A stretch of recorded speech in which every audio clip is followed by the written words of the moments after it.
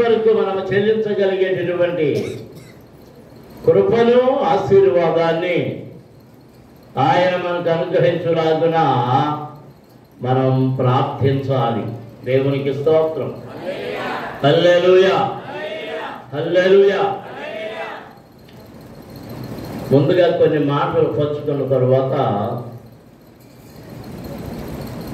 క్లుప్తంగా కొన్ని మాటలు దేవుని వాక్యంలో నుండి ధ్యానం చేసుకుందాం.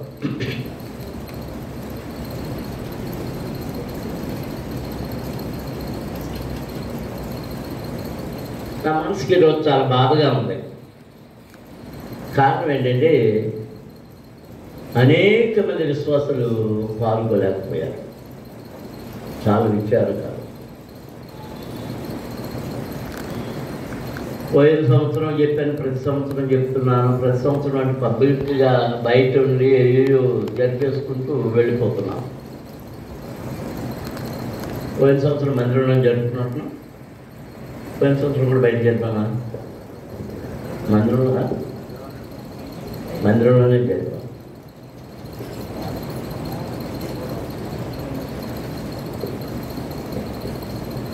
సంఘంలో కూడా ప్రకటన చేశారు. ఇది ఎవరి కృతజ్ఞత కూటమని? సంఘములో ఉన్నటువంటి విశ్వాసుల కుటుంబములన్నీ ప్రభువుకి కృతజ్ఞత అర్పణములు చెల్లించడానికి కృతజ్ఞత కూడికని. ఈ మహాభాగ్యవంతమైన కూడికలో పాలు పొందిన వారు ధన్యులు, వారికి దీవెనలు మెండుగా కలుగుతాయి. దేవునికి స్తోత్రం. మా పాద్రి గారు కూడా నేను కొద్ది కాలంగా గమనిస్తున్నాను. మొహం చెవుడు అంటారు, మొహం చెవుడు. విశ్వాసంలో మీకు ఉంది, పాద్రి గారులకు కూడా మొహం చెవుడు ఉంది. ప్రస్తుతానికి ఇక్కడ ఎన్ని సంఘాలు ఉన్నాయి? మలపల్లి సంఘం, దొమ్మేరు సావరం సంఘం, పెద్దాపురం సంఘం. మలపల్లి సంఘస్థులు 4వ వంతు కూడా రాలేదు అనుకుంటా. మలపల్లి సంఘస్థుల్లో ఈ సంఘంలో విశ్వాసుల్లో మరి తిరుగుడి మెట్ల వారు కనబడుతున్నారు. కాపర్ కూడా ఇంటికి ఒకరి చొప్పున రిప్రజెంటేషన్ వచ్చారు. అంతేనా? మరి అన్నీ చూస్తుంటే కుటుంబాల కృతజ్ఞత కూడిక ఎలా అవుతుంది? ఈ మగపిల్లడికి ఏమో కృతజ్ఞత కూడటం అంతా టీవీల దగ్గర చేస్తున్నట్టున్నారు. దేవుని ఆశీర్వాదం పొందగోరేవారు ఎంతమంది చేతులతో స్వాత్రాలు చెప్పకండి, మరి బడాయి చేయకండి. దగ్గర స్వాత్రాలు చెప్తూ ఊరికి అరవడి చేయకండి, చెయ్యెత్తి చూపించండి. చెయ్యెత్తుతున్నారు కానీ ప్రయోజనం లేని ఆదివారం ఆరాధనకి తీరుబడి ఉండలేదు, కృతజ్ఞత కూడికలకు తీరుబడి ఉండలేదు. మీకు దీవెన ఎలా వస్తుంది? మీ కుటుంబాలు ఎలాగ ఆశీర్వదించబడతాయి?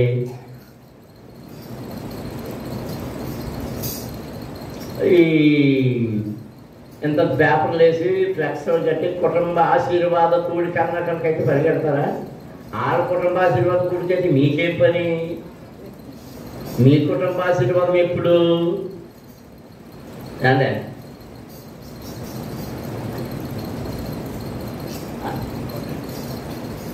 అవునండి అంట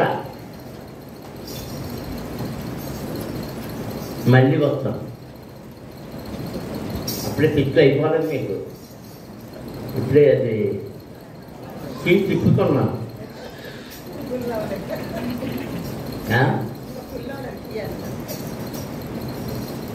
ఇంకా ఎగ్జిబిషన్ స్టార్ట్ అవ్వలేదు, స్టార్ట్ చేస్తున్నాను. ప్రస్తుతానికి టికెట్ మనకి ఇచ్చానంటే అది సుభాషణ అంత చాలా తొందరగా వచ్చారు మీరు అబ్బాయిదా. చిల్డ్రన్స్ ప్రోగ్రామ్కి మాత్రం ముందురా ఆడేమ్మా ప్రతి నెల ముందు వచ్చేవాడు ఈ నెల అసలు లేదేది సురేష్ గారు ఆయన కొత్తగా ఆయన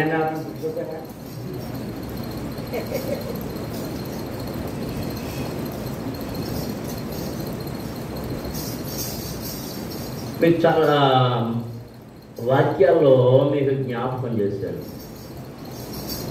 చేస్తూనే ఉన్నా మీరు నేను జ్ఞాపకం చేయడం మీరు మర్చిపోవడం మామూలే. పాడిందే పాటలా పాచిపళ్ళ దాసుడా అది పళ్ళేం పళ్ళంట పాచిపళ్ళు.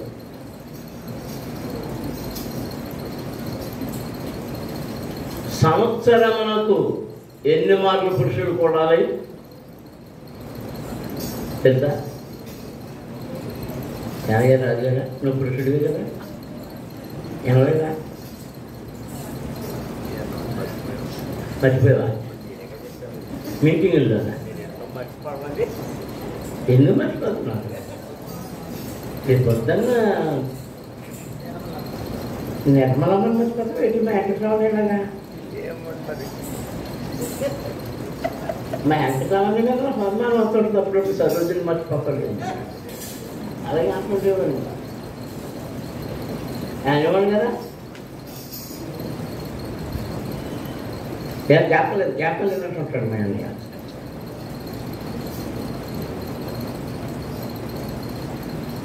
ఏదైనా మర్చిపోవచ్చు కానీ దేవుని వాక్యాన్ని మర్చిపోవచ్చు. ఇశ్రాయేలులకు నిబంధన సంవత్సరములకు 3 మార్లు పురుషులు కూడుకొనవలెను, సంగముగా కూడవలెను. 3 సార్లు ప్రత్యేకంగా నియమించబడినవి కాకుండా ప్రత్యేకముగా కూడుకోవలసినవి 3 సార్లు.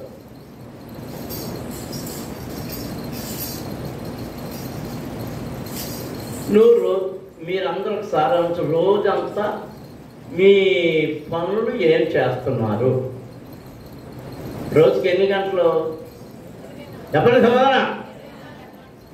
బుద్ధిగా నోట్లో మాట్లాడతారు కిందులు గంటలే ముందు పెడితేనే ఒక దాంట పట్ట బరువు ఎక్కువ పళ్ళు బరువు ఎక్కువైపోయి నిద్రపోతున్నారు.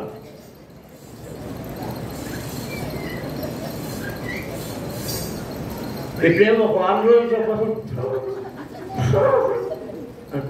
పైన పోతున్నాయి. రోజుకి ఎన్ని గంటలు నిద్ర, ఎన్ని గంటలు పోతారు? మీరు రాత్రి నిద్రపోయే నిద్ర ఎన్ని గంటలు? పగల నిద్ర అడుగుతాను నేను, అక్కడికి వస్తాను. రాత్రి నిద్రపోయేది 8 గంటలు నిద్రపోతాను. పగలెంత నిద్రపోతున్నా మీరే చెప్పాలి. మా పాటమ్మ గారి ఎంత నిద్ర వద్దాలి మనలో చెప్పాలి.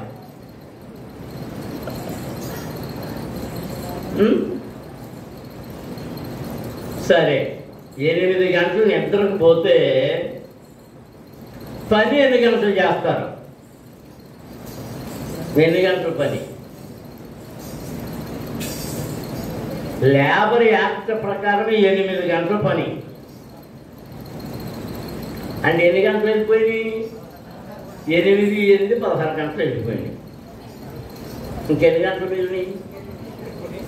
ఈ 8 గంటల్లో స్నానం చేస్తే ఎంతసేపు, కాలకృత్యాలు తీర్చుకుంటే ఎంతసేపు, మేకప్ ఎంతసేపు,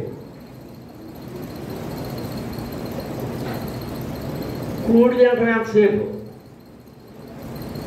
కబుర్లు ఎంతసేపు, ఇందులో దేవుడికి అయినంతసేపు చెప్పండి. ఒక నిమిషం బాబా స్తోత్రం అయినా రాత్రి రాసుకోవాలి అనే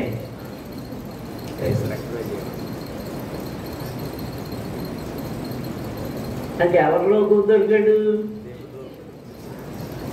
దేవుడిలో దొరికాడు. ప్రతి దానిలోనూ 10వ భాగం ఇవ్వాలని దేవుడు నిర్ణయించాడు. రోజులో దశంభాగం ఎంత చెప్పండి? 2.5 గంటల పైన. 24 గంటలకి 20 గంటలకి 4 గంటలు ఉన్నాయి. 4 6 24 నిమిషాలు అంటే 2.5 గంటలు. ఎవరికి ఇవ్వాలి? ఇచ్చావు ఎప్పుడన్నా? ఎందుకు ఇవ్వలేదు? దీవెన ఎందుకు రావడం లేదంటే, ఎందుకు ఆశీర్వాదం పొందడం లేదంటే, ఎందుకు ప్రార్థన దేవుడు వినడం లేదంటే, దేవుడికి ఇవ్వాల్సిన సమయాన్ని ఇవ్వడం లేదు కనుక.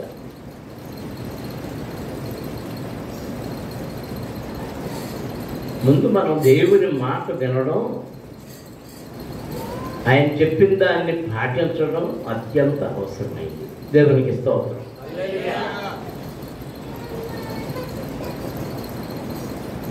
నేను నేర్చుకున్నది, నేను ఆలోచిస్తున్నది ఏమిటంటే, నా జీవితంలో ప్రధానమైనది నా పుట్టినరోజు కాదు, నా పెళ్లి రోజు కాదు.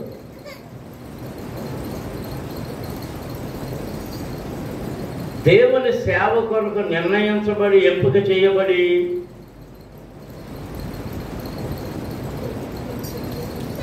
దానిని కొనసాగించడానికి దేవుడు అనుగ్రహించిన సమయం అత్యంత ప్రాముఖ్యమైనది. దేవునికి స్తోత్రం. ప్రాముఖ్యమైన ఘట్టాలు నా జీవితంలో నాకున్నవి ఏమిటి అంటే, మే నెల 28వ తారీఖు, మే నెల 28వ తారీఖు నా తండ్రి గారు మా అమ్మని, నా చెల్లెళ్ళిద్దరిని, నన్ను తీసుకుని మలకపల్లి సంఘములోనికి కుటుంబం అంతా వచ్చిండ్రు. అంతకుముందు 1-2 వారాల ముందు వచ్చారు. కానీ కుటుంబం, మా అమ్మని అడిగాను, అమ్మ మనం మలకపల్లి వచ్చిన తారీఖు ఎప్పుడు అన్నప్పుడు, మే 28, 1958వ సంవత్సరం అని చెప్పింది. అప్పుడు మా రెండో చెల్లి డిసెంబర్లో పుట్టింది, 6 నెలల పిల్ల.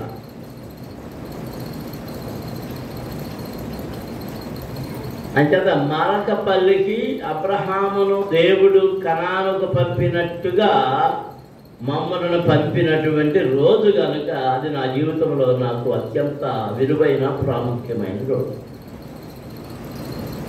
దేవునికి స్తోత్రం. సరే, నన్ను దేవుని సేవకు అప్పగించారు, ప్రతిష్ఠించుకున్నారు. అది అనేకసార్లు చెప్పాను, మీకు కూడా చాలాసార్లు చెప్పాను. మళ్ళీ 10 దాన్ని జ్ఞాపకం చేయను. కానీ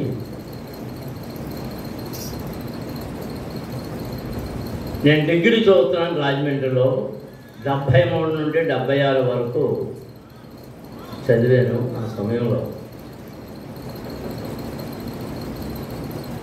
ఇంటర్మీడియట్లో ఉండగానే వాక్యాన్ని చదవడం, వాక్యం చెప్పడం ప్రారంభమైంది. మా అమ్మ నేర్పింది. సడన్గా ఆదివారం ఈ వారం కీర్తన చదివించరా అంది. అది ఇంటర్మీడియట్ చదువుతుంది. అసలే నాన్నగారు ఉన్నారు వెనకాల, కీర్తన చదువు, నేను చదవను, చదువు తిట్టారంది. చచ్చినట్టు లేచి చదివించాను. అది నా ప్రారంభం. నా 17వ ఏట. 17 ఏళ్ళు ఎందుకు వచ్చిందంటే, మధ్యలో 8వ తరగతి ఫెయిల్ అయిపోయాను, 10వ తరగతి ఫెయిల్ అయిపోయాను. కానీ 17 వచ్చాయి.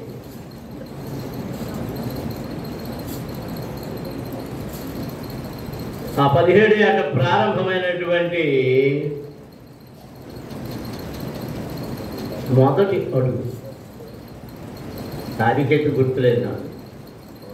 నేను చాలామంది ఈ తారీఖులు రాసుకుంటుంటారు. నేను బాప్తిసం పొందిన తారీఖు రాసుకోలేదు, గుర్తుపెట్టుకోలేదు. జనవరి 1 మాత్రం గుర్తుంది. 1వ తారీఖుని బాప్తిసం పొంది. నేను మా పెద్ద చెల్లి కూడా అంచేత గుర్తుంది. అప్పుడు ఈ బ్రిడ్జి పడలేదు ఇంకాను. అలాంటి సమయంలో దేవుడు నాకు ఇచ్చిన ప్రేరేపణ, నడిపింపుని బట్టి నేను చేసే సేవకు ఒక పేరు ఉండాలని నాకుగా నేను నిర్ణయించుకొని, నేను యవనస్తులను కనుక యవనస్తుల మధ్య సేవ చేస్తాను కనుక దీనిని యూత్ గాస్పెల్ క్రూసేడ్ అనే పేరు నిర్ణయించి పెట్టడం జరిగింది. దేవునికి స్తోత్రం. అదే 75వ సంవత్సరం. ఇందాక నన్ను ఎంతకి రెడుతున్నాడు 5 సంవత్సరాలని, అవి కూడా లెక్కలు ఎక్కువ, నన్ను లెక్కడానికి నేనేం చేస్తున్నాను?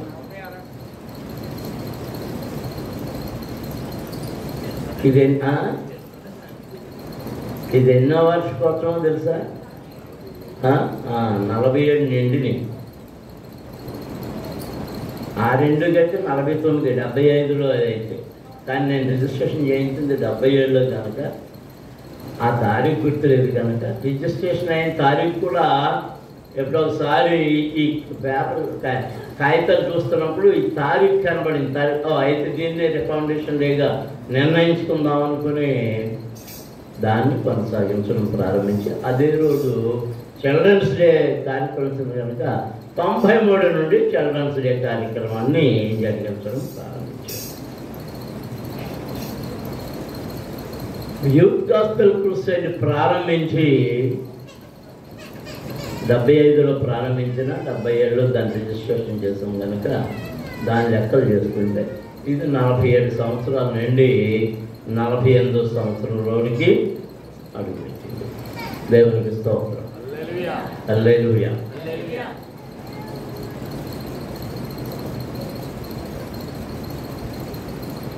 కనుక ఇది సేవకు ఆ సమయంలో ఇది ముఖ్యమైనది.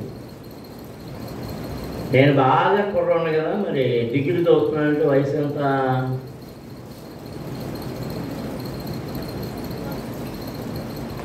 నాకు ఎప్పుడు వచ్చేస్తుంది?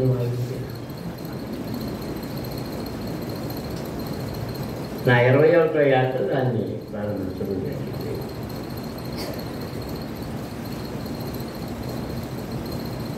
అప్పటికి నాకు తోడు ఎవరంటే, నాకు యూత్ ఎవరంటే బొంగాదేవుడి గారు, పాలపర్తి వెంకట్రావు గారు.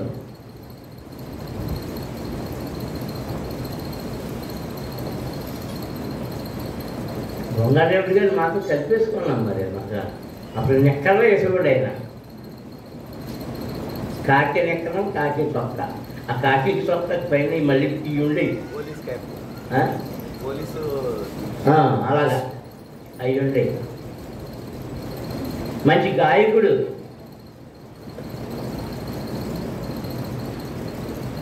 అమ్మా మంచి గాయకుడు. మీ తాకారు ఈ పొత్తు మీద ఏ పట్టుకెళ్ళేవాడు ఈ బొట్టల మీద పొద్దున్నే ఆ వెళ్తా పాట పాడుకుంటూ వెళ్ళిపోయాడు.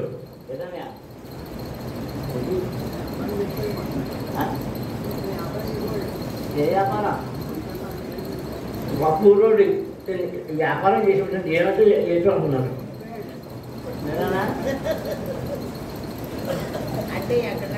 నేనేం రచయిత.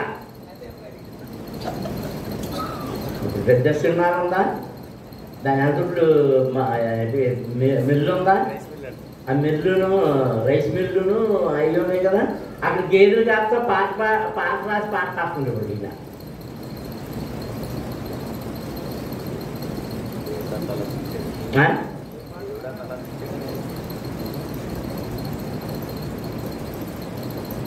దేవుడు అనేమో ఇక నాకు యూత్ అనమాట. అప్పుడు మిగిలిన ఎవరో కలిసి ఆ గొడవ మా గొడవ మాదే. మాకు కాస్త అంతా ఊపి ఎవరంటే మా అమ్మ మాట్లాడరా అసలు పళ్ళు ఊపిస్తున్నాం.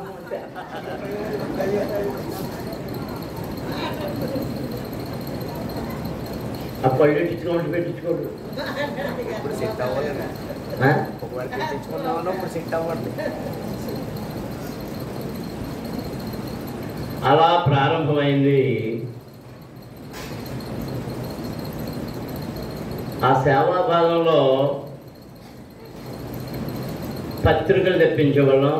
ఈ కరపత్రికలు వాటిని పంచిపెట్టడం, పైనుండి సహాయం పుస్తకాలు చాలా విపరీతంగా వచ్చేది, నా దగ్గరికి వచ్చేది. ఆ దినాలు అవి పంచిపెట్టడం జరిగింది. అలా ప్రారంభమైన సేవ అడుగులు మెల్లగా నడుస్తూ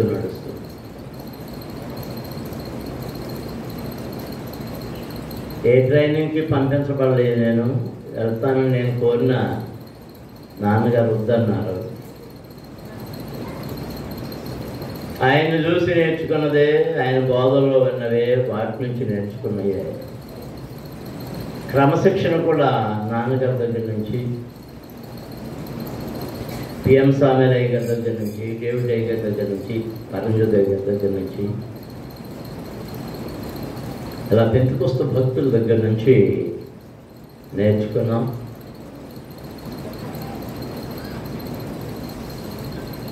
ఎక్కువ సన్నిహితంగా నేను ఉన్నటువంటి దైవజనులు పెద్దవారు ఎవరంటే టిఎస్ శాస్త్రి గారు. నేను డాక్టర్ అన్నయ్యలు కూడా, ఈ అన్నయ్య కూడా, ఈ అన్నయ్య, ఆ అన్నయ్య నాన్న, ఓ అన్నయ్య బుల్లన్నయ్య, బుల్లన్నయ్య వాళ్ళ నాన్నగారు, డేవిడ్ అన్నయ్య, వీళ్ళందరూ అక్కడ. ఓ అన్నయ్య ఒకసారి అనుకోండి నువ్వే. ఈ అన్నయ్యతో పాటు ఈ అన్నయ్య బామ్మర్ది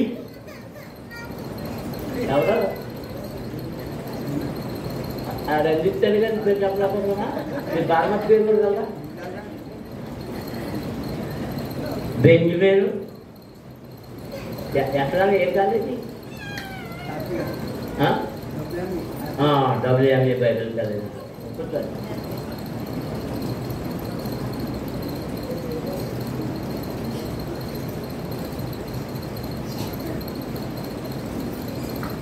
మన తరువాత దేవుని నిర్ణయం చొప్పున, దేవుని నడిపింపు చొప్పున 78లో సభలు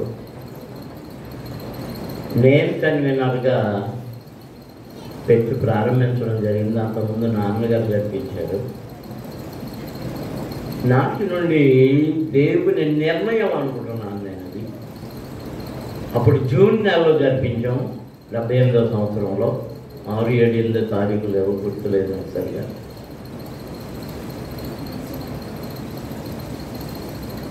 ఆ సంవత్సరం ప్రసంగికులుగా శాస్త్రయ్య గారు, పిఈ వర్గీస్ గారు, నాన్నగారు, ఈ ముగ్గురు ప్రసంగించారు. ఆ సభకి నాన్నగారి పాస్టర్ గారు కూడా వచ్చారు, కృపానందం గారు. ఆయన కూడా వాక్యం చెప్పారు. ఆ తర్వాతలో అన్నదమ్ములిద్దరూ వచ్చేవారు, డిఎన్ మనోహరం గారు, డిఎన్ కృపానందం గారు, కృపాదానం గారు. బహు శ్రేష్టమైన వర్తమానాలు అందించేవారు. నాటి నుండి నేటి వరకు సభలు జరిగించడానికి దేవుడు కృపానుగ్రహించాడు. అయితే నాన్నగారు ఉన్నంతకాలం నాన్నగారు దండయాత్రలకు వెళ్ళేవారు. మండ్రు వేసవిలో మే నెలలో వెళ్ళి వాళ్ళ ప్రాణాల మీద తెచ్చుకున్నటువంటి రోజులు కూడా ఉన్నాయి. అయితే నాన్నగారు చనిపోయిన తర్వాత 81 అయిపోయిన తర్వాత 82వ సంవత్సరంలో మొదటి దండయాత్ర డిసెంబర్లో వెళ్ళాం.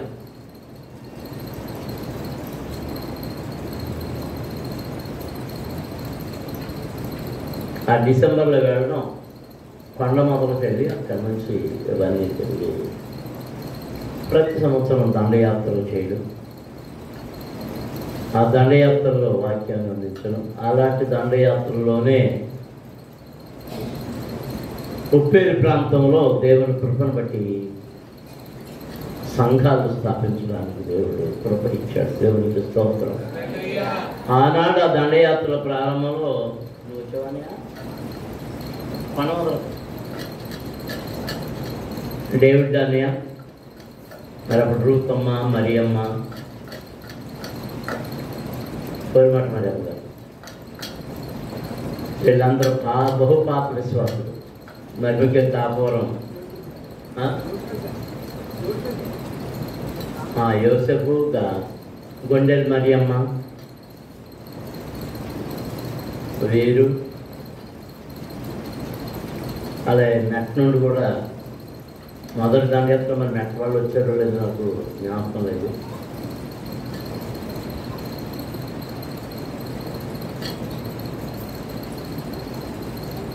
సేవ చేయాలనే కాంక్ష, ఆశ,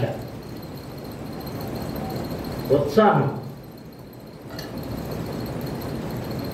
మమ్మల్ని నడిపించేది, తొందర చేసేది, ముందుకు నెట్టేది. ఇప్పుడంటే అన్ని సౌకర్యాలు వచ్చినప్పుడు ఏ సౌకర్యాలు లేవు, ఫోన్లు లేవు, ఏమీ లేవు. ఓ సంవత్సరం మేము దండయాత్రలకు వెళ్ళి మళ్ళీ మరోసారి అలా తిరిగి వస్తూ ఏదో ఎవరిది ఒక ఊరిలో ఉండగా అక్కడ అందరం నేనేదో మాట్లాడుకుంటున్నాం.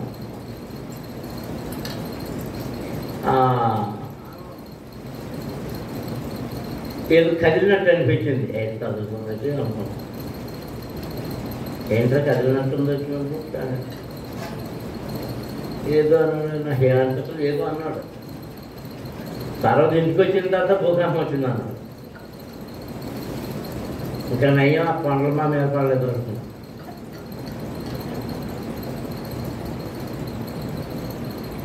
ఇవన్నీ మరి గంగారంలో ఏదేళ్ళు మునిగిపోతాం. జలములలో పడి దాటునప్పుడు ఫలమయ్యోడెదను.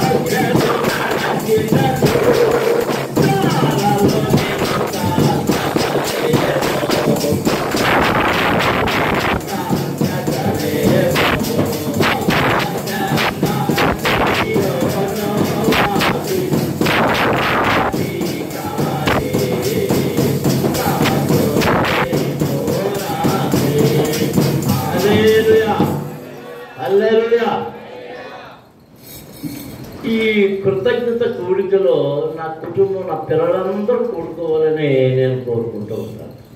నా ఆశ. నాకు మేలు చేశాడు, నా పిల్లలకు మేలు చేశాడు కనుక నాకు మేలు చేశాడు. బెంగళూరు వాళ్ళు అయితే రాలేరు, కానీ దగ్గర ఉన్న వాళ్ళైనా కూడుకోవాలని కోరుకుంటుంటాను. ఒక్కోసారి మరి అల్లుడి గారికి ఈ సెలవు దొరకనప్పుడు వాళ్ళు రాలేని పరిస్థితి. పోయిన సంవత్సరం ఈ మా మునితల్లి వాళ్ళ కుటుంబం ఉన్నట్టు జ్ఞాపకం ఉంది నాకు. మరి ఈ సంవత్సరం రాజు అనుకున్నాను కానీ రాలేకపోయాను.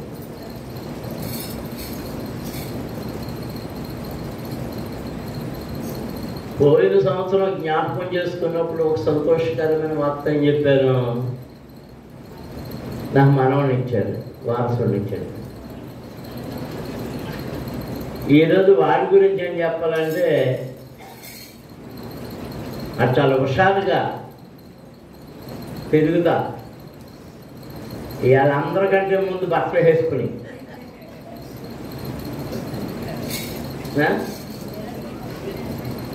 చాలా హుషారుగా తిరిగేది.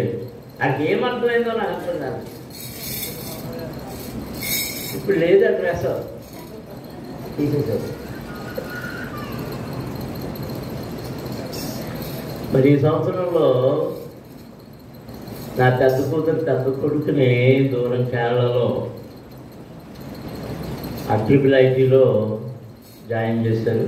ఇప్పుడు అక్కడి నుంచి వచ్చారు. వాళ్ళ దగ్గరికి వెళ్ళారు మొన్న. రెండో వాడేమో ఇంటర్మీడియట్ ఇక్కడ తిరుమలలో చదువుతున్నాడు. వాడు డాక్టర్ అవ్వాలని మా అందరి ఆశ. అలా బెంగళూరు వాళ్ళకి వాళ్ళు మంచి చదువులు చదవాలని, జయగుడిపాడులో ఉన్న వాళ్ళు కూడా మంచి చదువులు చదవాలని. అక్కడ చదువులు చదవడమే కాదు, వీరందరూ దేవుని సాక్షులుగా వాడబడాలని నా కోరిక. సాక్షులుగా వాడబడాలి. దేవునికి స్తోత్రం. హల్లెలూయా, హల్లెలూయా. మన కొడుకులిద్దరూ దేవుని సేవలో వాడబడాలి వారి బాధ్యతతో.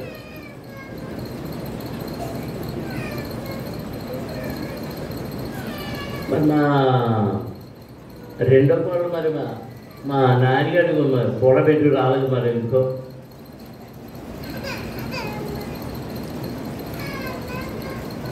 నా పిల్లలకు కానీ మీకు కానీ హెచ్చరించేది అంటే, కృతజ్ఞత కూడికంటే కుటుంబాలు సంఘం అంతా కలిసి కృతజ్ఞత కూడికలో పాలు పొందినప్పుడు మరికొన్ని ఆశీర్వాదాలు మనకు తేబడతాయి. దేవునికి స్తోత్రం. హల్లెలూయా, హల్లెలూయా. ఆయన నాకు చేసిన ఉపకారములకు నేను, యెహోవా నాకు చేసిన ఉపకారములకు నేను ఏమి చెల్లించగలను?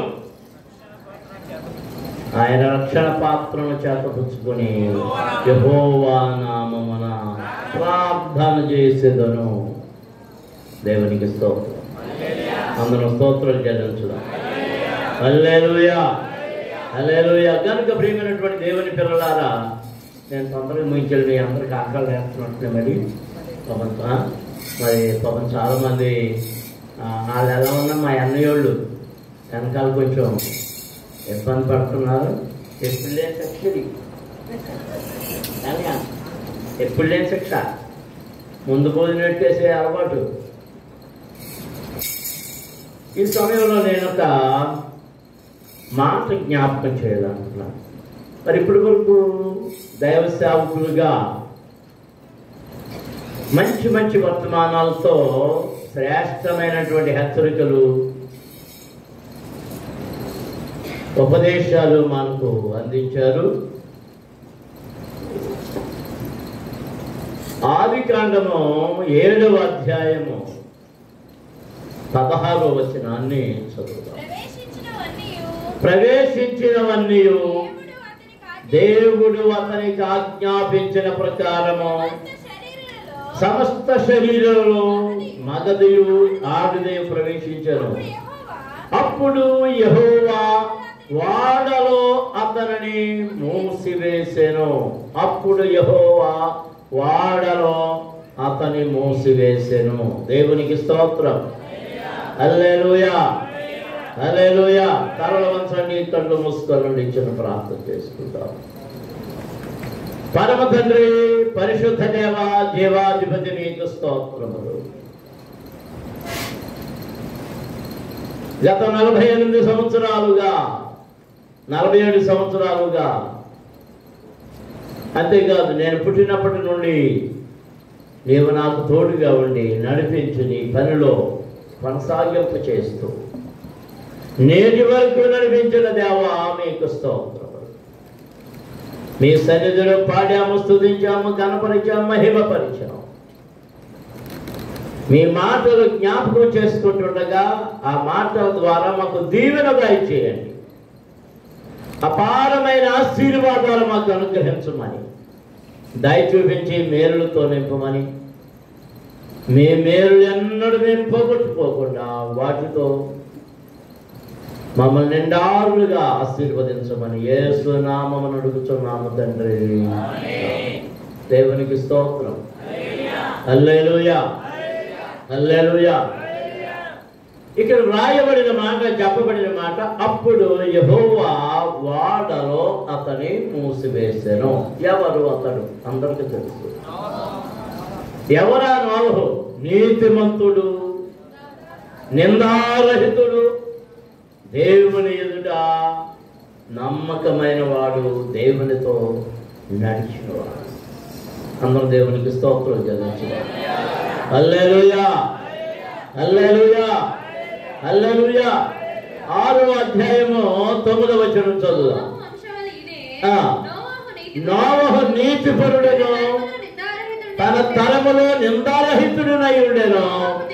నోవహు దేవునితో కూడా నడిచినవాడు. నోవహు దేవునితో కూడా నడిచినవాడు. దేవునికి స్తోత్రం. హల్లెలూయా, హల్లెలూయా. దేవునితో నడిచిన వారు ఎంతమంది మనకు పరిశుద్ధ గ్రంథంలో కనబడుతూ ఉన్నారు. దేవునితో నడిచిన వారు అంటే ఒకరి పేరే చెప్తాం మనం. ఎవరో? హానోకు పేరు చెప్తాం. అతడు ఎన్ని సంవత్సరాలు నడిచాడు అంటున్నారు? 300 ఏళ్ళు దేవునితో నడిచడానికి రాయబడి ఉంది. ఇక్కడ నోవహు గురించి ఏమని రాయబడి ఉంది? దేవునితో నడిచినవాడు. దేవునికి స్తోత్రం. అబ్రహాము కూడా దేవునితో నడిచిన వాడే. ఇతని మనుమడైన అబ్రహాము కూడా దేవునితో నడిచిన వాడే. దేవునికి స్తోత్రం. అందరూ స్తోత్రాలు జరుగుతుందా? హల్లెలూయా, హల్లెలూయా, హల్లెలూయా. మీరు ఆమె ఊహించి దేవునితో మొట్టమొదటిగా నడిచిన వాళ్ళు ఎవరైనా ఊహించి చెప్పండి. చెప్పండి. ఆదాం నడిచాడా లేదా?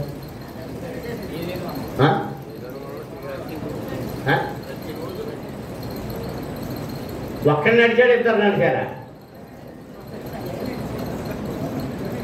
నేను అనుకునేది అంటే అవ్వమ్మ వచ్చే వరకు దేవుడితో నడిచాడు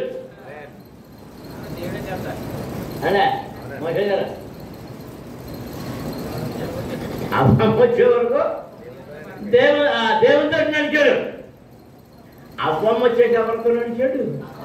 అవ్వమ్మతో నడిచాడు.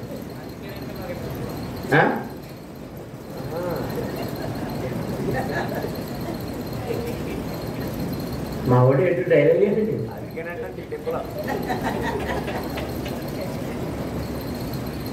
దేవునికి స్తోత్రం. మనం మనుషులతో నడిస్తే దీవెన కాదు వచ్చేది. దేవుని కృపను పొందుకున్నాం. మనము కృప చేత, ఆశీర్వాదముల చేత, దీవెనల చేత నింపబడాలని ఎవరితో నడవాలి? దేవునితో నడవాలి, దేవునితో నడవాలి, దేవునితో నడవాలి. దేవునికి స్తోత్రం. ఆదాము అవ్వతో నడిచాడు. అవ్వమ్మ ఎవరితో నడిచింది? ఆదాంతోట, అపవాదితో. అవ్వమ్మ అపవాదితో నడిచి బుర్రకి ఎక్కించుకుంది.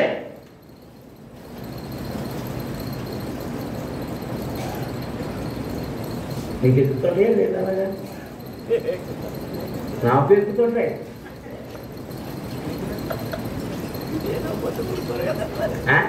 వినకపోతే ఊరుకోరు కదా.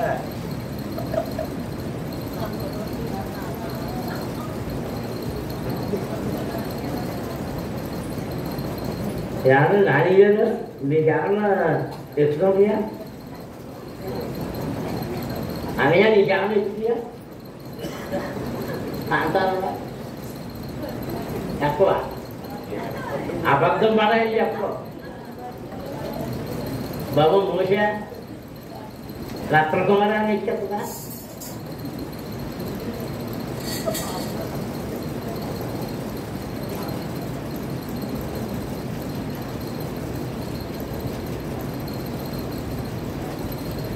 దేవుడి మాట విన్నా వినకపోయినా ఎవరి మాట అంటున్నాం?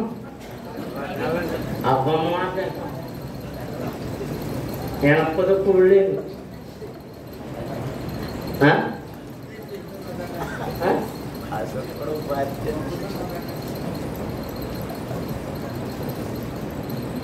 అని చూడండి, దావీదు కంటే అత్యధికమైన ఆశీర్వాదాలు జ్ఞానము ఎవరికి ఇచ్చాడు? దేవుడు సొలొమోనుకి ఇచ్చాడు.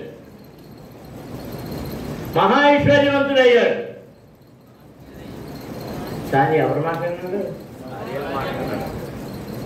భార్యలా భార్యలు మాట ఒకత్త 1000 మంది భార్యలు.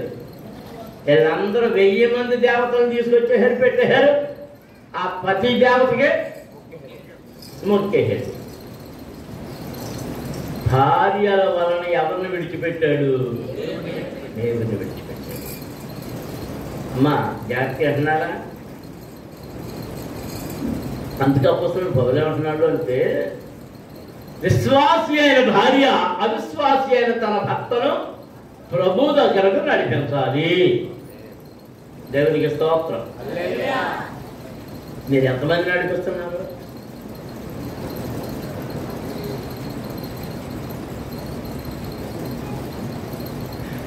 విశ్వాసి అయిన భర్త అవిశ్వాసి అయిన భార్యను ప్రభులోనికి నడిపించాలి. నాగమ్మకి దొంగం.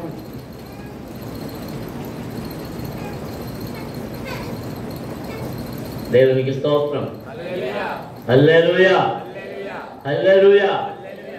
ఇదిగో మనం ఇక్కడ చూస్తుంటే నోవహు భార్య కూడా ఎవరితో నడిచారంటే దేవునితో నడిచారు. ఎందుకంటే ఏమని వ్రాయబడిందంటే, నిందారహితుడు. ఆ దినములలో, ఆ కాలములో, ఆ జనాంగమ మధ్య, వంశాల మధ్య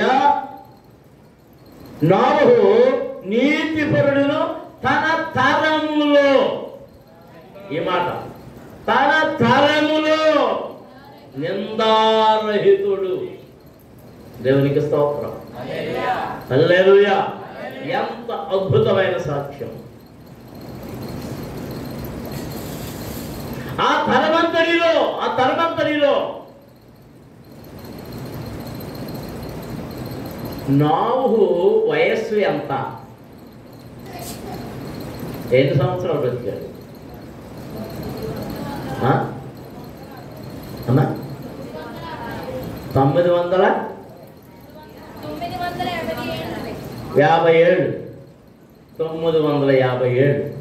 అవునా? 50 అంటే అదేనా? నేను తప్పు చెప్పానా? 957 ఉన్నాడు. 950 ఏళ్ల వయసులో అతనికి ఇవ్వబడిన సాక్ష్యం ఏంటంటే, అంటే ఇంచుమించు 1000 సంవత్సరాలు. ఏమని? నిందారహితుడు. చెప్పండి, ఏమని? నిందారహితుడు. ఏ మనుష్యుడు అతని మీద ఏ నింద మోపలేని నీతిమంతుడు. దేవునికి స్తోత్రం. ఎందుకు నీతిమంతుడిగా ఉన్నాడు? అతను ఎవరితో నడుస్తున్నాడు? దేవునితో.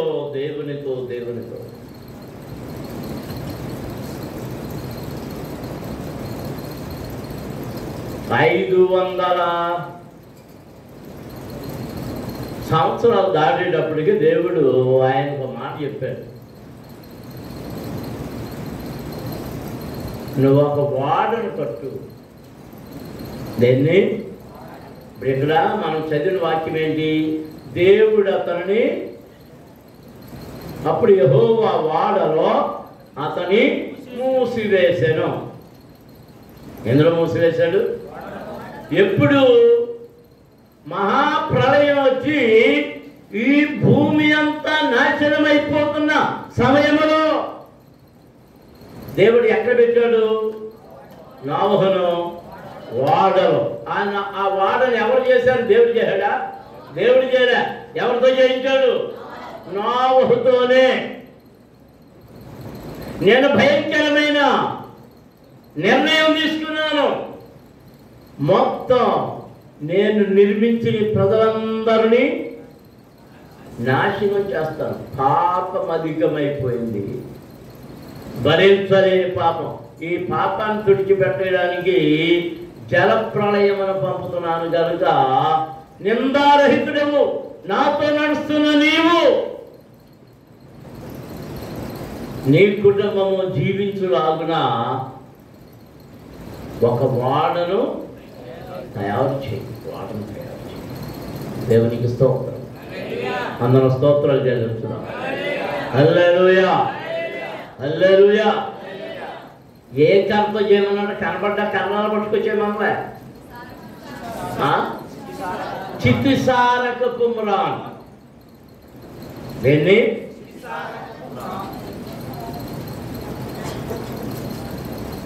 నాలాంటి వాళ్ళు పంపారు. ఒరే ఈవేళ వంతు నీది అని. జ్ఞాపకం వచ్చిందేమన్నా? ఎవడ ఏదేసే శిష్యుల్లో ఒకడు. కరువు కాలం, పొహపడక వంతు. ఆ రోజుకి ఏదైనా బడుగు రావడం. అక్కడ 300 మంది ఉన్నారు ఆ గురుకులంలో. వాళ్ళందరికీ భోజనం వండడానికి ఇది ఆడపిల్లలకి ఎత్తుడు వంతులు, ఆ వంతులు ఈ వంతులు ఉండేవి. అలాగే ఈ గొంతు తొడటం ఒకడు కొంత వంతు అయితే, వంట చేయడం కొంత వంతు అయితే, ఈ ఆహార పదార్థాలు తేవడం ఒకడొంతు. ఈడు బయలుదేరి ఎగసిపోయాడు. నాలాంటోడు తెంగరు. ఈ తెంగర బుచ్చిగా వెళ్ళి చూశాడు. పాత్రగా కనబడుతున్నాయి. ఓ నిన్న మొన్న అభిమానంలో వచ్చినోడికి ఎవరికి కనబడలేదు. నాకు కాబట్టి దేవుడు నాకు ఎదరకుండా పంపించాడు. ఎవరిని? ఈ ఆకులు అని మొత్తం కోసి పొడి నిండా నింపుకొని పట్టుకొచ్చి పెట్టేది. ఒరే అప్పుడే వచ్చేసేమిటంటే ఇది ఏమైనా బడాయి కబుర్లు చెప్తున్నాడు. దేవుడు నాకు ఇచ్చాడు. ఈ మాట ఎవరు చెప్తారు చెప్పండి?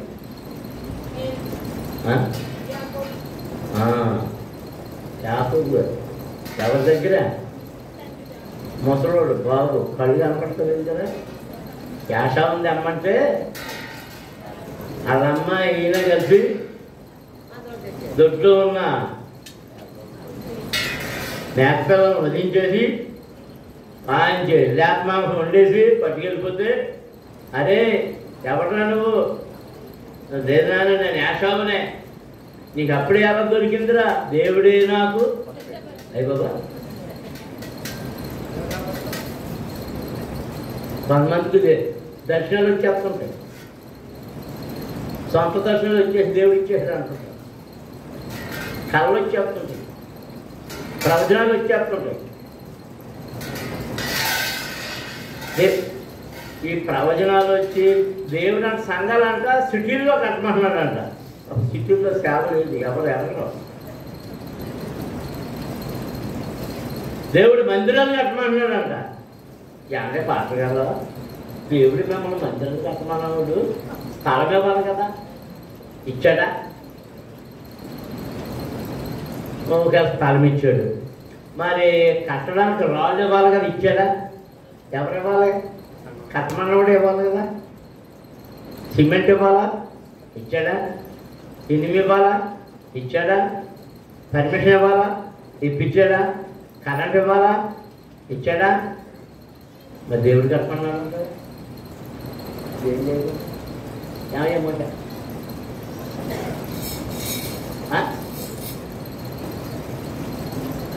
మా కాంట్రాక్ట్ గారు అనుమానం వచ్చింది.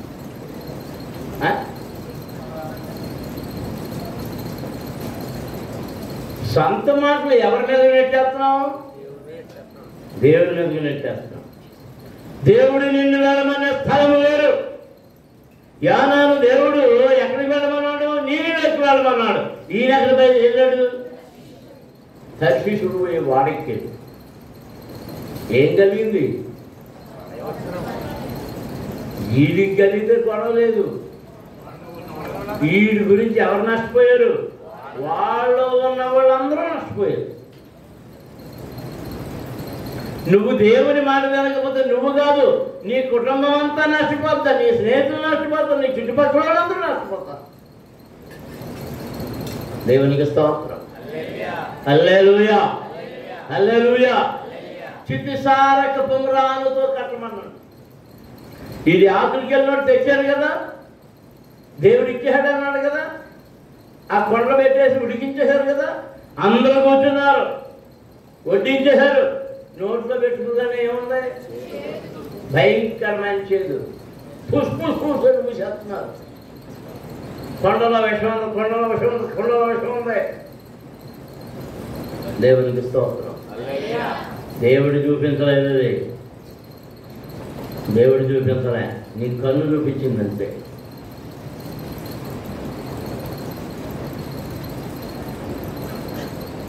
దేవుడు నోహుకు చెప్పి సారపు మ్రానుతో దానిని కట్టు. కొడుకులు సాయం చేశారో లేదో తెలియదు, మనం చేసే ఉంటుంటారు. ఈ చిత్తిసారపు మ్రాన్లు ఎక్కడెక్కడ ఉన్నాయో వెతుక్కుంటూ వెళ్ళారు. వాటిని మాత్రమే ఎందుకు దేవుడు వాటితోనే కట్టమన్నాడు?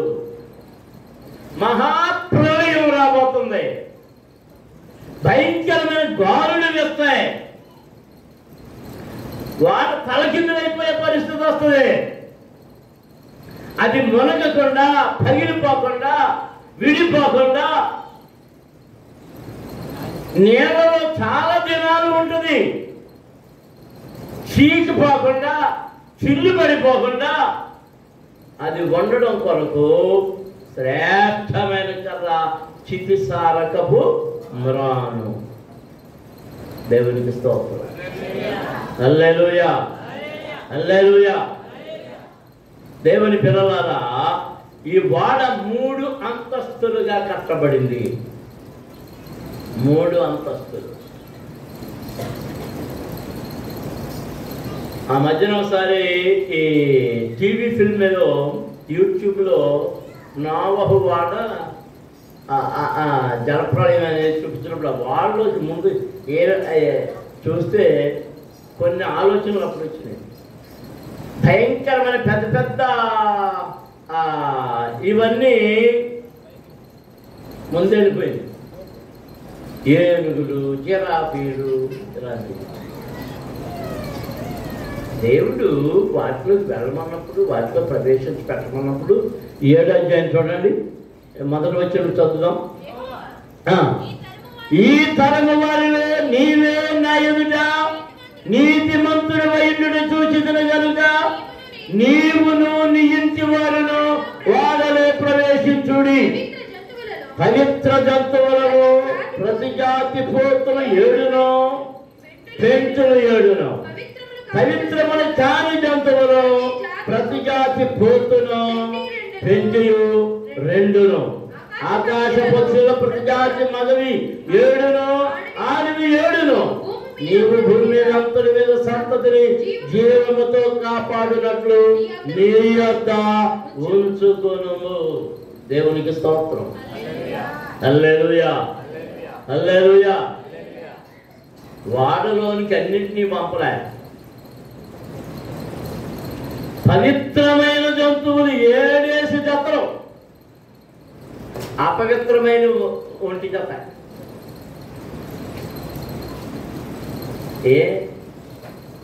ఎందుచేత? ఇది ప్రశ్న. ఎందుచేత? ఎప్పుడైనా వేస్తున్నారు ప్రశ్న? అట్లా చేస్తాను కదా, ఇంట్లో అయ్యేస్తాం. ఎందుచేత? ఒకసారి ఆలోచన చేయండి. నీళ్ళు ఆరిపోయిన తర్వాత వాళ్ళ నుంచి దిగేసిన తర్వాత నోవహు ఏం చేశాడు? బల్యార్పణ చేశాడు. చేశాడా లేదా?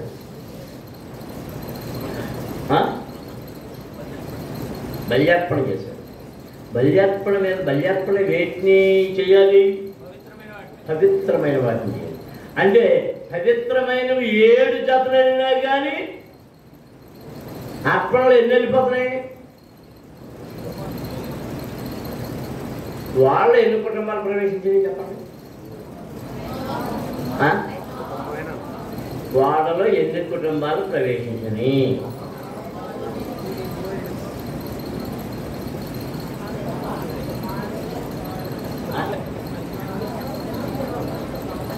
అనుమానం వచ్చేసింది. నోవహు కుటుంబమే. ఎన్ని జంటలు? 4 జంటలు. నోవహు భార్య, కొడుకుల పేరు ఏం పేరు? షేము, హాము, యాపెతు. యాపెతు పెద్దవాడు. యాపెతు పెద్దవాడు. పేర్లు మాత్రం ఆఖరి వచ్చింది దానికి. షేము, హాము, యాపెతు. మధ్యలో వాడి పేరు మాత్రం మధ్యలోనే ఉంది. చిన్నోడి పేరు పైకి వెళ్ళింది షేము. షేము సంతానంలో వాళ్ళు అబ్రహాం సంతానం. సరే అబ్రహాం పెట్టుకోండి. మరొకవేళ ఈ కుటుంబం వీళ్ళు జతలుగా వీళ్ళు కూడా అర్పణం చేస్తే ఏమైపోతాయి?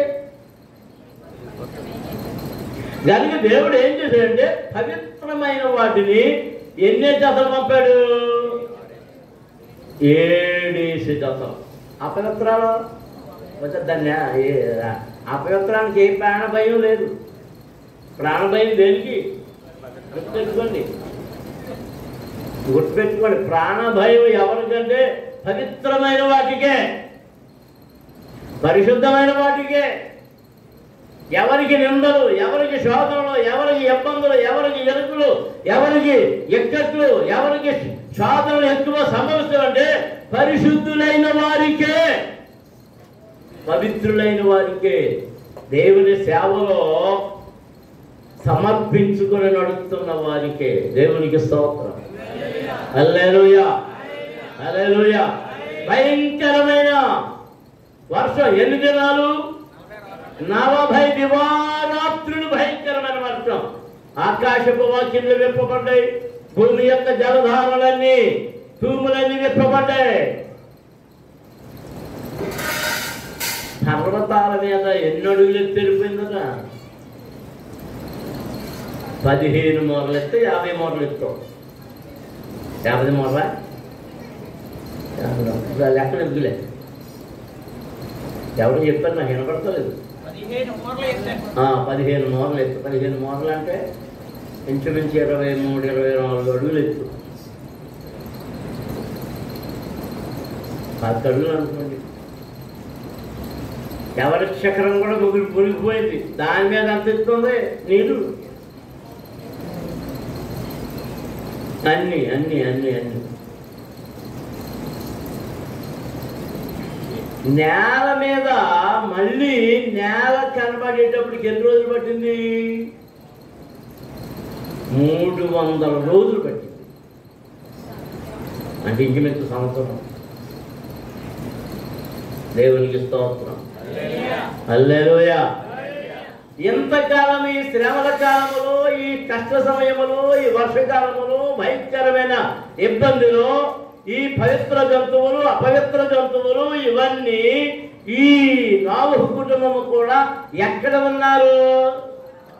వాడలు. దేవుడు అతని వాడలో మూసివేసెను. నీవు దేవునితో నడిస్తే, దేవుని ఎదుట నిందారహితుడవైతే, నీతిమంతుడవైతే, దేవునికి ఇష్టమైన వాడవైతే, నీవు నీ కుటుంబము కూడా దేవుడి శ్రమలలో, కష్టములలో, ఇబ్బందులలో, ఇరుకులలో, వ్యాధులలో, బలహీనతలలో, అపాయములలో నిన్ను తన రక్షణ వాడలో మూసి దాచి ఉంచుతాడు.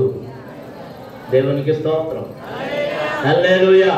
గాలి ఏమి చేయదు, వడగండ్లు ఏమి చేయదు, వర్షం ఏమి చేయదు, ఆఖరి కరువు కూడా లేదు.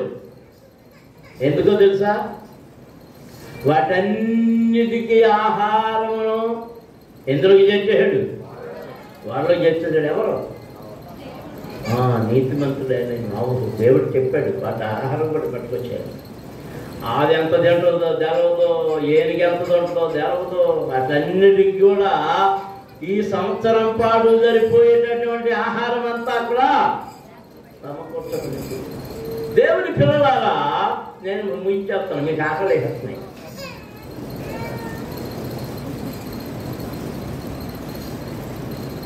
నీ శ్రమల కాలంలో నీవు ఏమి పొందుకొని పని చేసుకోవడానికి, సంపాదించుకోవడానికి, తినడానికి వీలు లేని సమయంలో తినుడి కొరకు దేవుడే సమస్తమును ముందుగా సమకూర్చి నీకు దాచి ఉంచుతున్నాడు.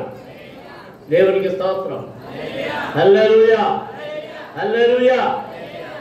సారేపతులోని విధవరాల్ని జ్ఞాపకం చేసుకోండి. 3.5 సంవత్సరాల కరువు. ఆ కరువు కాలంలో వాళ్ళు దాచుకున్నదంతా తండ్రి కొడుకులు తినేశారు. ఆ కొంచెం పిండి కొంచెం నూనె ఉంది, ఇది ఈ పూటకు తిని ఇక పస్తులతో చస్తాం, ఇంకెవరి దగ్గర అప్పు తెచ్చుకోవడానికి కూడా లేదు, అప్పు కూడా తేవడం మంచిది కాదు అని నిర్ణయించుకున్నారు. సరిగ్గా అప్పుడు ఎవరొచ్చారు? దైవజనుడు పంపబడ్డాడు. దేవునికి స్తోత్రం. దేవుడు ఆ ఇంటికి ఎందుకు పంపాడంటే ఆ ఇంటి వారు నీతిమంతులుగా ఉన్నారు, యథార్థవంతులుగా ఉన్నారు, ఆ తల్లి కొడుకులు దేవునికి ఇష్టలుగా ఉన్నారు కనుక వారి ఆకలి తీర్చడానికి ఎవరిని నిందించడం లేదు. దేవుని నిందించడం కరువేంటి అని ఎవరిని తోలనాటం లేదు. దేవుని చిత్తానికి వదిలేశారు కనుక వాళ్ళని పోషించే బాధ్యత, ఏలియాను పోషించే బాధ్యత దేవునిదే కనుక దేవుడు వారింటికి పంపాడు. వారితో పాటు ఏలియాను పోషించాడు. వారే కాదు, ఇంకా మరికొందరు ఆ ఇంటి వారి బంధువులు కూడా కొందరు పోషించబడ్డారు. దేవునికి స్తోత్రం. అందరూ స్తోత్రం చెల్లించుదాం. హల్లెలూయా, హల్లెలూయా. దేవుడు నీకు తినడానికి తిండి ఇచ్చినప్పుడు, ఉండడానికి ఇల్లు ఇచ్చినప్పుడు, కట్టుకోవడానికి మంచి వస్త్రాలు ఇచ్చినప్పుడు, సమృద్ధి దయచేసినప్పుడు నీకు ఇచ్చిన సమృద్ధిలో నుండి లేని వారికి ఇవ్వడం నీకు ఆశీర్వాదం. ఆహారం లేని వారికి ఆహారం పెట్టు. నువ్వు దాచేస్తున్నావు అనుకో, అది కుళ్ళిపోతానే దొంగలు ఎత్తిపోతారు. మన్నానే దాచారు, ఉందా? కుళ్ళిపోయింది. సారెపతలోని విధవరాలి ఇంట్లో ఆ నూనె పొంగుతుంది, పిండి పెరుగుతుంది. తాము తినడమే కాదు, తన ఇంటికి వచ్చిన వారికి అందరికీ ఆతిథ్యం ఇస్తూనే ఉంది, దావిజనుడికి ఇస్తూనే ఉంది. అయినా పిండి అయిపోలేదు, నూనె తరిగిపోలేదు. దేవుని చిత్తము. దేవునికి స్తోత్రం. ఆయన హస్తములలో భద్రము చేయబడ్డాడు. నీవు నీ కుటుంబమైన హస్తములలో భద్రము చేయబడాలంటే దేవునికి ఇష్టమైన ప్రజలుగా జీవించాలి. వాక్యానుసారమైన జీవితముని కలిగి ఉండాలి, బ్రతుకుని కలిగి ఉండాలి. ఏదో ప్రార్థనకు వచ్చేసాం, వెళ్ళిపోయాం, ఏదో కాసేపు మాత్రం చేసామంటే అది భక్తి కాదు, అది భక్తి కాదు. నీ హృదయమును ఆయన పరిశీలన చేస్తున్నాడు, నీ నడవడికను ఆయన పరిశీలన చేస్తున్నాడు, నీ ఆలోచన పరిశీలన చేస్తున్నాడు. అది దేవునికి ఇష్టమైనదో కాదో నీవు గమనించుకో. దేవునికి ఇష్టమైనదైతే నీవు అడుగక ముందే నీకు కావలసినవన్నిటినీ దేవుడు సమకూరుస్తాడు. నీవు దేవునికి ఇష్టరాలు కాకపోతే నువ్వు ఎంత ప్రయత్నం చేసినా, ఎంత తీసినా ఎన్ని నీళ్ళు తోడినా ఆ కొండ నీళ్ళు చేతులు కడుక్కుంటాను కూడా రావు. వార్తలు కనబడుతూనే ఉంటాయి, చేతులు కడుక్కుంటాను కూడా. ఈ నీళ్ళు తెస్తామేమో కాస్తంత ఎక్కువ క్లాసులు అవుతాయేమో, తాగుదామని చెప్తే తాగుతాను కూడా బతుకులు. ఎందుచేత దేవుని కృప నీకు లేదని గుర్తు. దేవునికి స్తోత్రం. దేవుని కృప ఆశీర్వాదం నీకుంటే నీకు కరువు ఉండదు, ఆహారపు కరువు ఉండదు, ఆరోగ్య కరువు ఉండదు, ఆధ్యాత్మికమైన కరువు ఉండదు. ఆధ్యాత్మికమైన కరువు రాకుండా ముందు నీవు భద్రం చేసుకో. వాక్యములో నడువు, వాక్యాలు చదువు, ప్రార్థనలో ఎదుగు, విశ్వాసంలో స్థిరపడు. ఈ 3 నీవు కలిగి ఉంటే నీ ఆరోగ్యాన్ని సరి చేస్తాడు, నీకు కావలసిన ఆహారాన్ని అనుగ్రహిస్తాడు. దేవునికి స్తోత్రం. హల్లెలూయా, హల్లెలూయా. నేను దేవుని యందు విశ్వాసము కలిగి ఉన్నాను అన్నవాళ్ళు ఎంతమంది చేస్తారు? లేదేనా? నువ్వు అనుమానంగా ఎట్టు మెలిగించేసేదా? నీకేదో అనుమానం ఉంది. మరి అదే పరిపూర్ణ విశ్వాసం కావాలి. శారమ్మ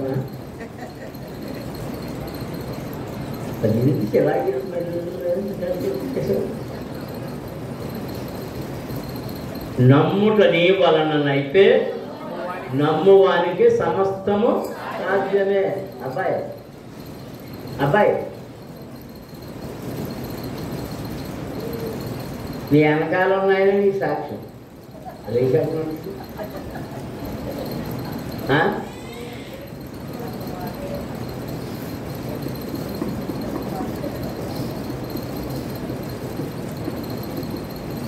గర్భాన్ని తెరిచేవాడాయనే మూసేవాడాయనే, మూసేవాడాయనే తెరిచేవాడాయనే.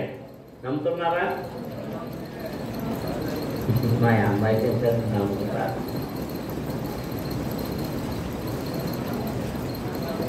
క్రియలు లేని విశ్వాసము మృతము. మరి విశ్వాసంతో నమ్మకపోతే నీకు దేవుడు ఎలా చేస్తాడు? క్రియ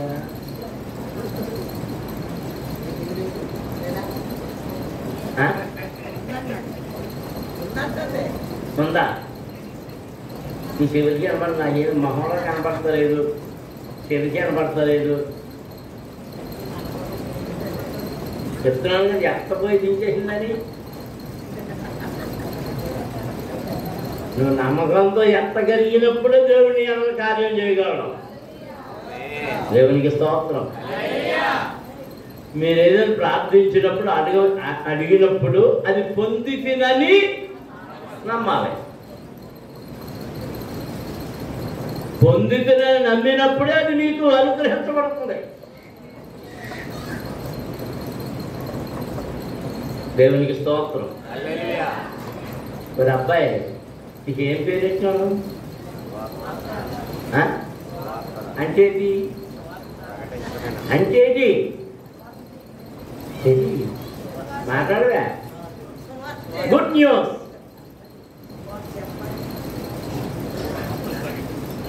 గుడ్ న్యూస్. కన్నులు లేని వానికి కళ్ళునిచ్చాడే, పుట్టుగుడ్డి వానికి.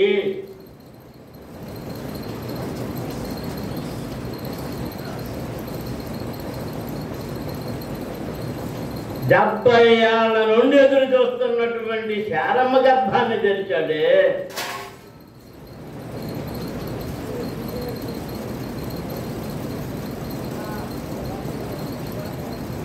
మీరేమన్నా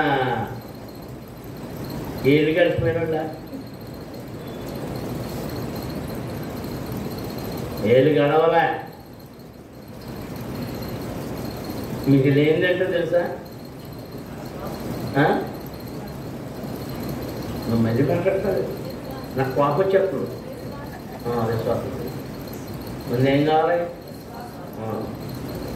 విశ్వాసం. మీ ఇద్దరికి లేదు విశ్వాసం. మీరు ఎవరిని నమ్మారు చెప్పండి? ఎవరిని నమ్మారు? ఆ డాక్టర్ నమ్మారు. దేవుడిని నమ్ముతారు, డాక్టర్ని నమ్ముతారు. ఎవరు నమ్మాలి మీరు? దేవుని నమ్మాలి. దేవుని కార్యాలు నమ్మాలి. దేవునికి స్తోత్రం. హల్లెలూయా, హల్లెలూయా. లోకములో ఎవ్వరికి ఇవ్వని భాగ్యము నీతిమంతుడైన నోవహు కుటుంబానికి ఇచ్చాడు. ఆయనకి ఇంకా మనవడు పుట్టారా? అప్పుడు ఏమైనా మనవడు పుట్టారా? పుట్టలే.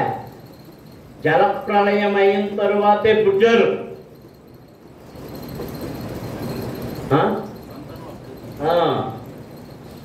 దేవునికి స్తోత్రం. ఆయన వాక్యం చెప్పించారు. వాక్యం ఈయంతో చెప్పిన వాక్యం అయినది. నోవహు గారితో చెప్పిందనా? ఆదాంతో చెప్పిన వాక్యం. నోవహు గారితో చెప్పిన వాక్యం చదివించండి. వెళ్ళండి, ఫలించండి, అభివృద్ధి పొందండి, భూమిని నింపేది. అసలు ఆదాము చెప్పిన మాట అదే, నోవహు చెప్పిన మాట.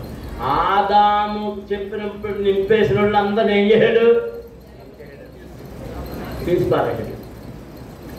ఇప్పుడు నడుస్తున్నదంతా ఎవరు? మనందరం ఎవరు? అర్థమైందా? మనందరం ఎవరి సంతానం? మన ముత్తాత ఎవరు?